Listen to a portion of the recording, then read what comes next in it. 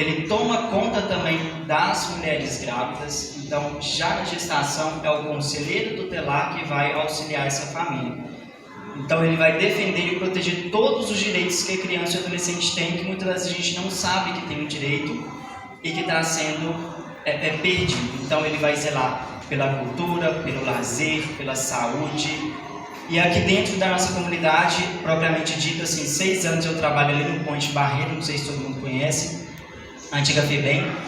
Eu nunca vi um conselheiro ir até a escola para poder ver como que está a situação das crianças, ir no posto de saúde, acompanhar como que está sendo, se tem um atendimento, se não tem um atendimento. O Conselho Tutelar trazer cultura, trazer o lazer para dentro da comunidade. Então, para poder finalizar assim, para quem já me conhece, quem tem Instagram pode me acompanhar lá. Há 10 anos desenvolvendo trabalhos sociais dentro da comunidade. Muita gente não consegue abranger todo mundo, mas nesses 10 anos são mais de 15 mil crianças já atendidas somente dentro da comunidade, pela CMI, Conjunto Esperança e Altas Antenas. Mais de 2 toneladas de alimentos doados. Tem todo o registro lá no nosso Instagram. Então, assim, cesta básica, verdura, alimentação.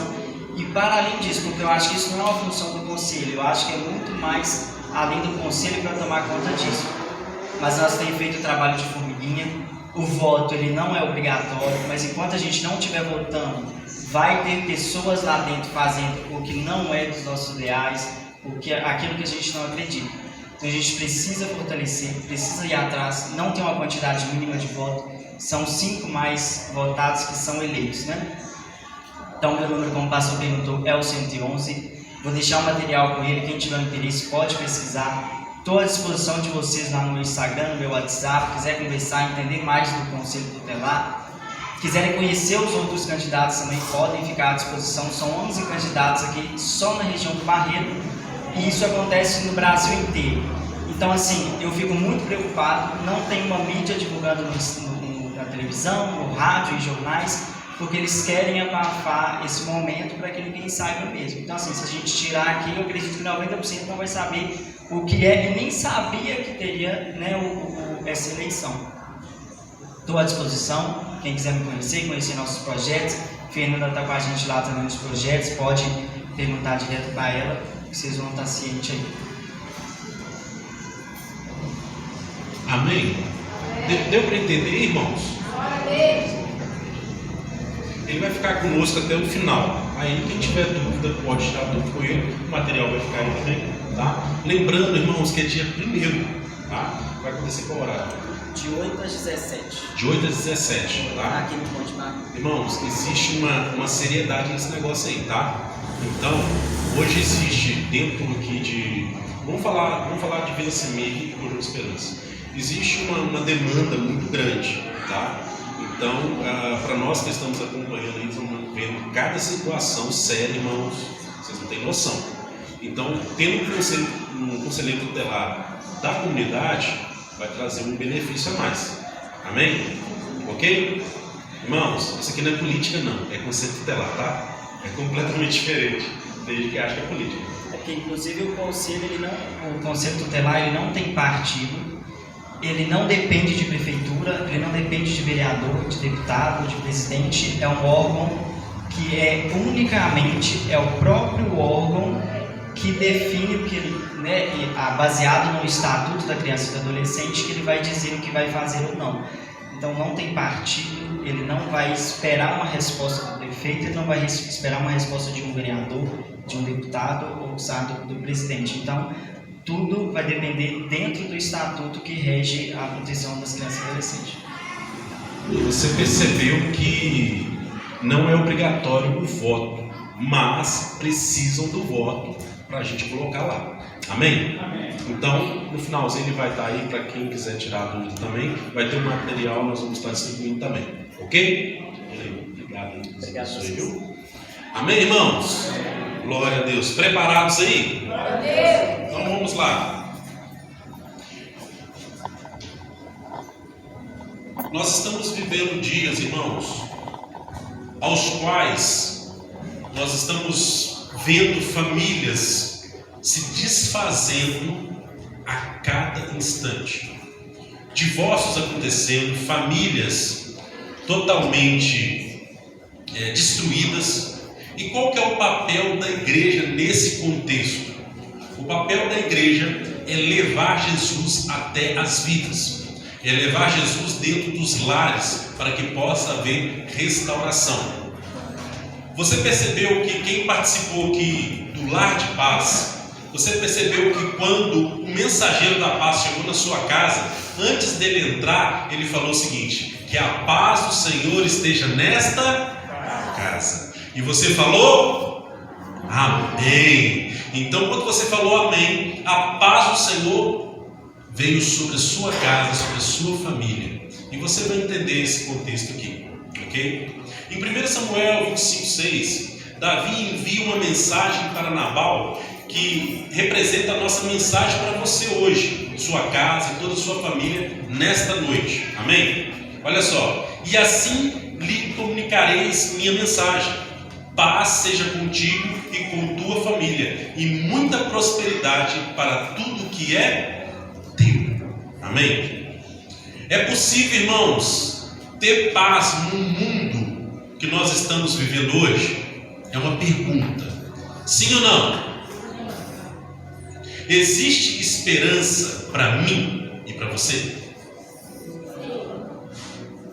Então, olha só o que Jesus disse, João 16:33. E eu lhes disse essas coisas para que em mim vocês tenham paz. Nesse mundo vocês terão aflições. Contudo, tenham ânimo. Eu venci o mundo. Aleluia. Glória a Deus. Estamos vivenciando, irmãos, dias difíceis. E a falta de esperança, ela tem tomado conta de muitos corações. A igreja, ela tem um papel essencial dentro da sociedade. E nós estamos falando, irmãos, não de igrejas qualquer. Nós estamos falando da igreja do Senhor Jesus. A igreja que ela tem na sua essência a pregação do verdadeiro evangelho. Aquele evangelho que não traz a facilidade, mas o evangelho que traz você até Deus. E aí é que vem o detalhe. Eu não sei se você tem percebido, irmãos, mas nós temos vivido dias em que muitas pessoas estão correndo de uma igreja para outra, buscando serem abençoados por Deus e não estão sendo abençoadas. E fica pulando de igreja em igreja. E talvez seja o seu caso. Mas eu quero te falar o seguinte. Talvez você está na sua mente assim: aqui é a igreja mais perfeita da face da terra? Não, mas nós estamos buscando a essência do evangelho. Nós buscamos, irmãos, dentro do Ministério Batista Aliança Eterna, nós buscamos viver a palavra na sua essência. Nós não obrigamos você a aceitar Jesus. Nós mostramos para vocês a necessidade de ter Jesus na vida de cada um. A questão, irmãos, é que cada dia que passa você olha para os noticiários, você vai para a internet, a gente só vê coisa ruim, sim ou não? O jornal a gente só vê morte o tempo inteiro, é estuprador, é ladrão, é assassino, é político corrupto. Aí você olha e fala assim: nossa, esse Brasil já era. Não era, irmãos. Porque na realidade, o que acontece? Nós precisamos mudar a nossa postura para que as coisas possam acontecer. Para você ter ideia, só para você ter uma noção do que eu estou falando, através de um homem, o evangelho foi espalhado pelo mundo inteiro. Quem é esse homem? Jesus. Por causa de um homem. Esse um homem, ele levanta discípulos, e esses discípulos propagam a palavra, e a palavra ela é espalhada pelo mundo inteiro. Essa palavra que traz libertação, que traz cura, ela simplesmente em algumas nações ela não pode entrar. Por que será que ela não pode entrar? Porque na realidade ela traz liberdade, ela traz vida e vida em abundância. Ela traz exatamente o contexto de uma vida com um Deus que tudo pode fazer. Mas aí talvez você vira para mim e fala assim: pastor, mas ainda eu não vivi essas bênçãos de Deus. Mas irmãos, para viver as bênçãos de Deus tem que ser filho de Deus. A questão é que tem se falado muito aí fora que todos são filhos de Deus. Deixa eu te falar uma coisa, não é. Biblicamente falando, se você pegar a Bíblia de Gênesis e Apocalipse, você vai ver que aqueles que ainda não confessaram a Cristo como Senhor e Salvador de suas vidas, ainda são criaturas e não filhos. Os filhos, eles são a partir do momento que você confessa a Cristo e começa a viver uma vida em Cristo Jesus. Você começa a perceber que dentro do contexto das Sagradas Escrituras, o que eu estou falando é verdade. Você pode ler de Gênesis a Apocalipse. Se você não encontrar isso, eu saio do cargo que eu estou hoje como pastor. Largo esse negócio de igreja, desse negócio de evangelho e paro tudo. E eu gosto do desafio.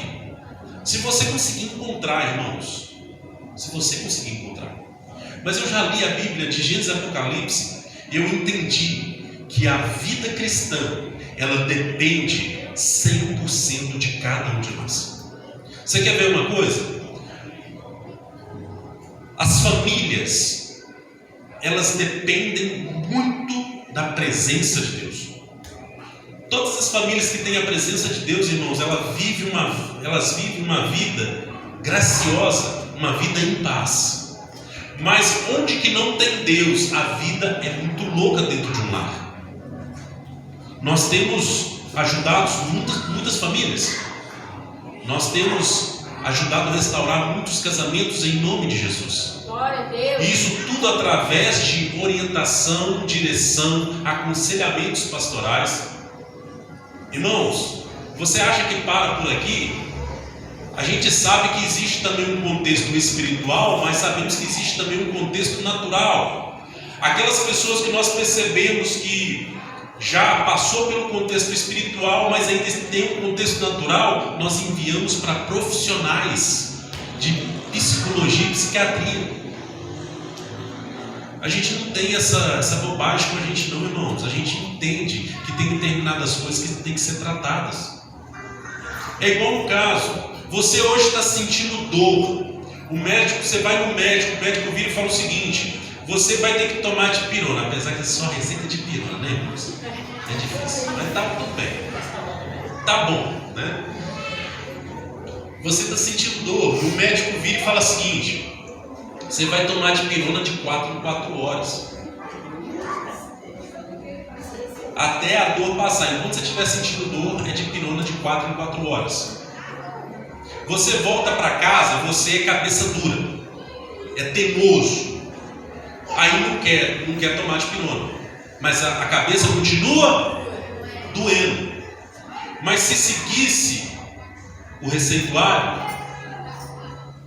ia sarar. Sim ou não? Tem uma infecção, o médico receita um antibiótico, amoxicilina. Só que daí você chega em casa e fala assim: não vou tomar esse negócio não. Você vai ficar todo arrebentado por dentro. Pode vir até a óbito por causa de uma cabeça dura. Eu não vou tomar isso não, porque isso é muito ruim para o meu corpo. Mas você já está todo detonado por dentro. Quando nós chegamos até Cristo Jesus, é porque nossa vida está um caos. E é exatamente nesse momento que eu quero saber o que Deus pode fazer na minha vida. Eu chego diante do Senhor através da igreja. E aí, a partir daí, eu quero saber e entender o que Deus pode fazer por mim. E aí começa. Para que você possa ter a sua vida restaurada, você tem que largar os vícios. Para que você possa ter a sua vida restaurada, você tem que largar a vida de pecado. Aí a pessoa volta para casa e fala assim: não, mas pecar é tão gostoso,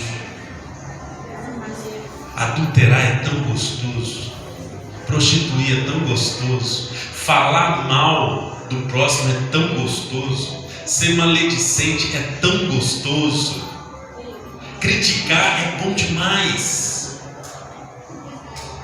Só que daí você está indo na contramão do que a palavra falou para você não fazer.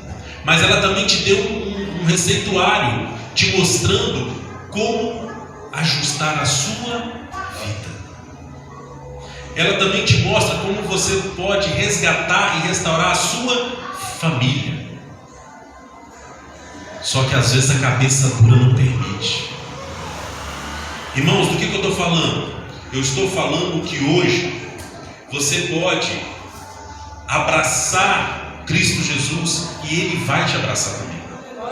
Eu estou falando que tudo que você vê de errado que está acontecendo dentro da sua vida, que você não entende, e tudo que você falou com Deus que você queria que acontecesse na sua vida, já começou a acontecer a partir do lar de paz. Tudo que você falou com Deus que queria que acontecesse, a resposta já está vindo através desse culto. A questão é, eu preciso abrir a minha mente e abrir o meu coração para ouvir a palavra do Senhor. A questão é, a palavra do Senhor, ela nos confronta, irmãos. A palavra do Senhor, ela nos mostra a verdade e a realidade das nossas vidas. A palavra, em momento algum, ela vai te acariciar, ela vai te confrontar, e não é uma afronta, é um confronto para que possa melhorar, para que possa crescer e frutificar. Amém? Então, você pode perceber, irmãos, que a igreja está dentro de um contexto e ela protege a família. A família hoje ela é muito atacada. Você pode perceber. Agora se fala de ideologia de gênero. Fala que os filhos, eles podem definir o que eles querem ser. O menino pode escolher ser menina e a menina pode ser menino.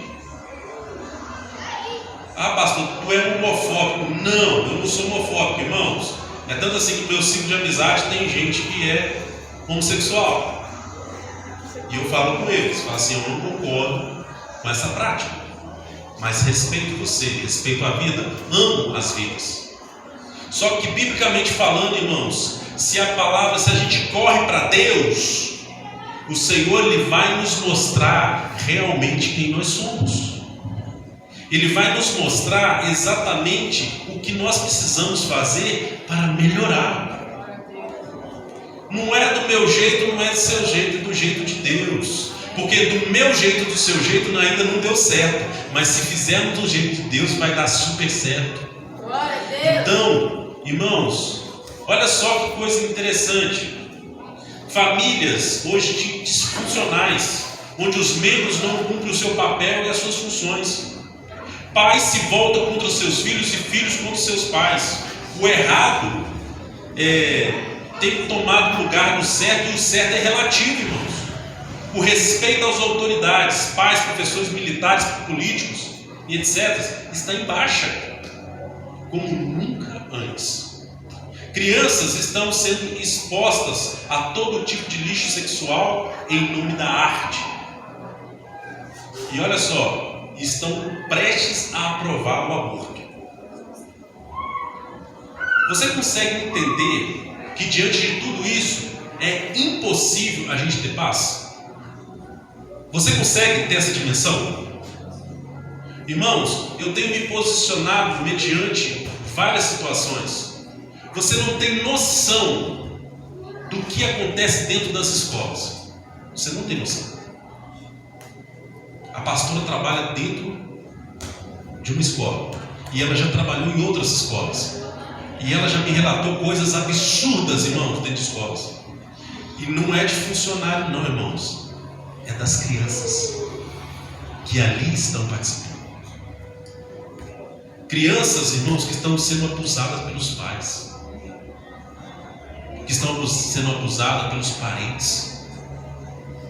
E aí a família chega dentro da igreja porque precisa ser restaurada, porque na verdade está ferido, está arrebentado por dentro.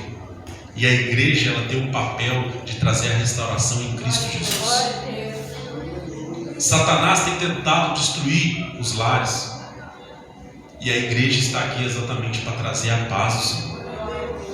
a igreja tem um papel de trazer equilíbrio ao caos, porque a igreja ela tem a resposta, e a resposta é Jesus. Glória a Deus. Nós somos a resposta. O Senhor Jesus ele falou o seguinte: aqueles que são discípulos, que são filhos de Deus, nós somos sal e luz nas vidas. Então, irmãos, é algo que nós precisamos entender, que diante de tantas incertezas morais e emocionais, você deve estar pensando o seguinte: será que existe esperança de dias melhores para mim? Olha só, Lucas 10, de 5 a 6 diz o seguinte: quando entrarem numa casa, digam primeiro, paz a esta casa. Se houver um homem da paz ou um filho da paz, a paz de vocês repousará sobre ele. E se não houver, voltará para vocês. Mas graças a Deus que todos os lares de paz que nós fizemos aqui receberam a paz do Senhor. Amém? Então, irmãos, nós podemos perceber que Jesus, ele nos ensinou a entrar nas casas e declarar a paz dele.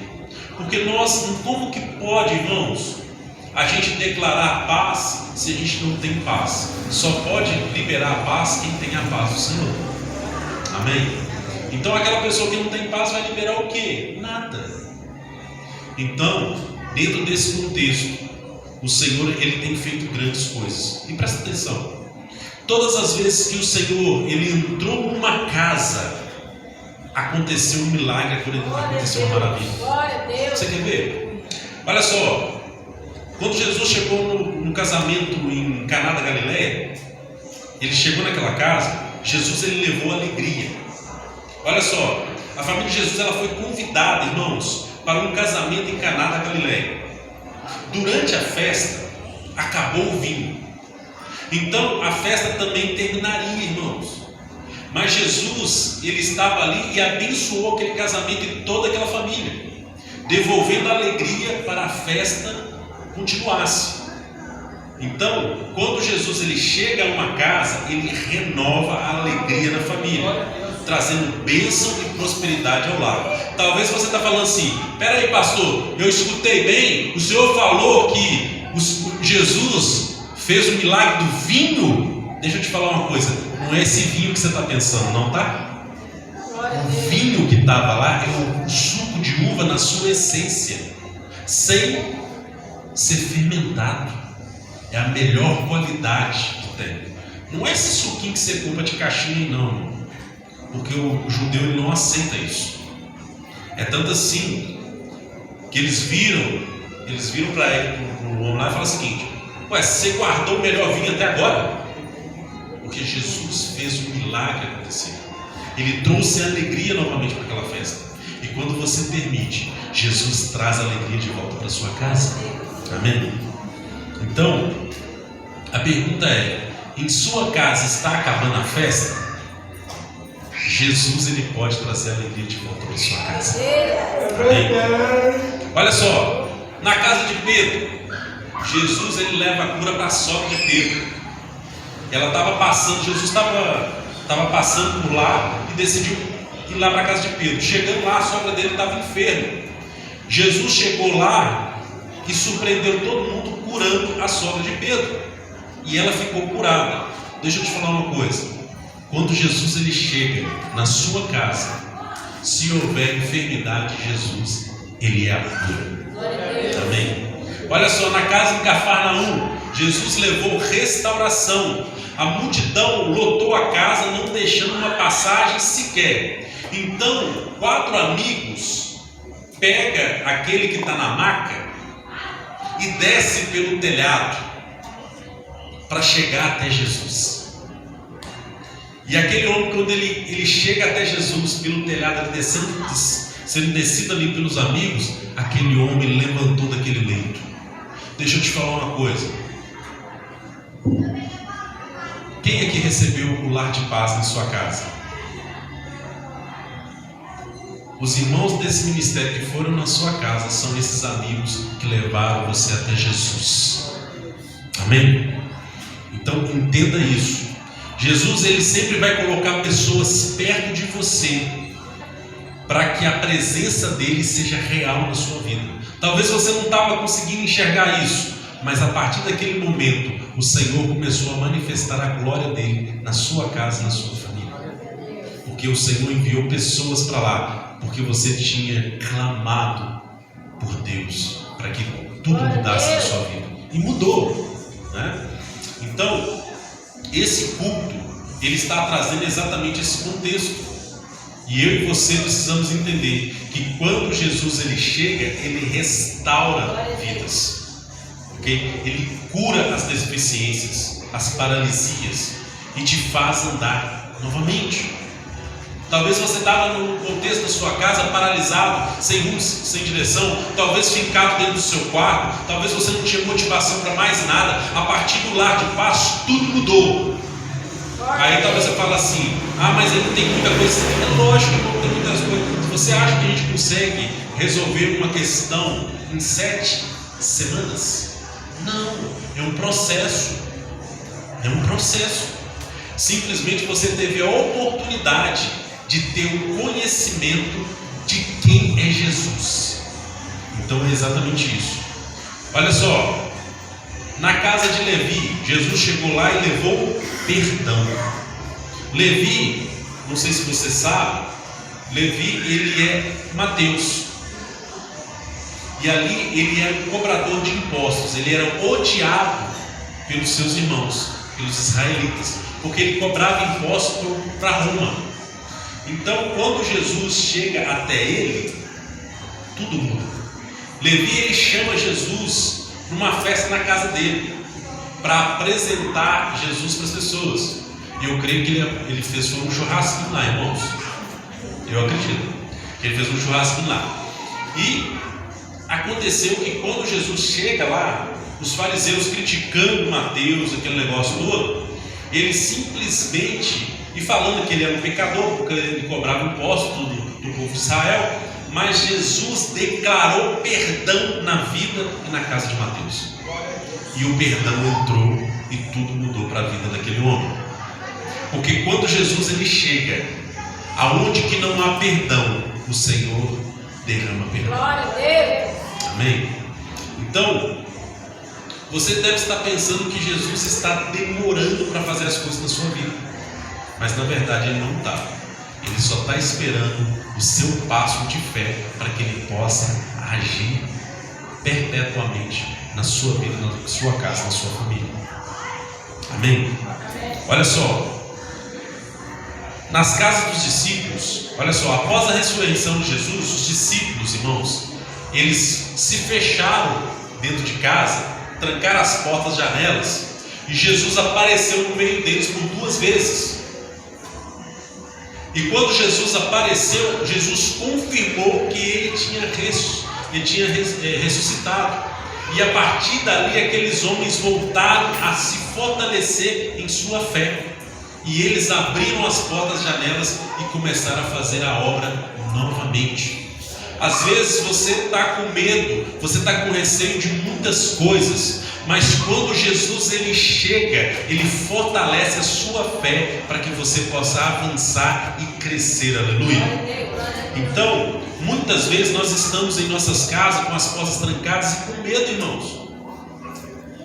Mas o Senhor ele chega exatamente para mudar essa situação. Olha só que coisa interessante. Quando ele chega na casa de Zaqueu, Jesus ele traz salvação. Só que Zaqueu, ele era um dos chefes dos cobradores de impostos. E ele era julgado também pelos seus irmãos israelitas. E ali quando ele leva Jesus para a casa dele, ele é muito julgado, ele é muito criticado. Só que daí ele vira para Jesus e fala algo tremendo. Se eu defraudei alguém, se eu passei a perna em alguém, eu vou restituir 4 vezes mais. E Jesus fala: hoje, na sua vida, Zaqueu, está havendo uma transformação e você está recebendo salvação. Porque na verdade, Jesus, quando ele chega, irmãos, todas as coisas mudam. E é exatamente isso. Por que mudou? Porque na verdade você precisa ter entendimento e conhecimento para mudar. Se eu vim para você hoje e falo que você não pode fumar, você não pode beber, você vai acreditar em mim? Eu tenho que te mostrar por A mais B porque que não é bom. Você concorda comigo? E é exatamente isso, eu tenho que te trazer um conhecimento para que você possa compreender essas coisas. Só que a questão é: o que você quer hoje de Jesus para a sua vida, para a sua casa, para a sua família? Qual é o anseio de você nesse culto essa noite? Porque eu busco no Senhor o seguinte: o culto para mim, ele é um momento de eu agradecer e glorificar o nome santo do Senhor. Porque o Senhor, ele tem sido maravilhoso e poderoso na minha vida, na minha casa, na minha família. Tem muitas coisas que o Senhor me ensinou a ter paciência e esperar o momento certo para as coisas acontecerem. E é exatamente isso que o Senhor quer fazer com você também. Às vezes você está muito desesperado, muito afoito, você quer as coisas no estalar de dedo, mas não é assim que funciona. O próprio Senhor Jesus, ele falou que nós precisamos plantar. E o plantio, irmãos, ele demora. A planta demora para nascer, para crescer e para frutificar. Só que daí a questão é o seguinte: você precisa ter paciência. Porque uma vez que você está dentro de um processo, você precisa entender que as coisas vão melhorar. Você quer ver uma coisa? Sim ou não? Quem aqui já nasceu formado academicamente? Na sua vida acadêmica, escolar? Quem aqui já é formado, graduado, mestrado? Já nasceu? Pá! Hã? Não?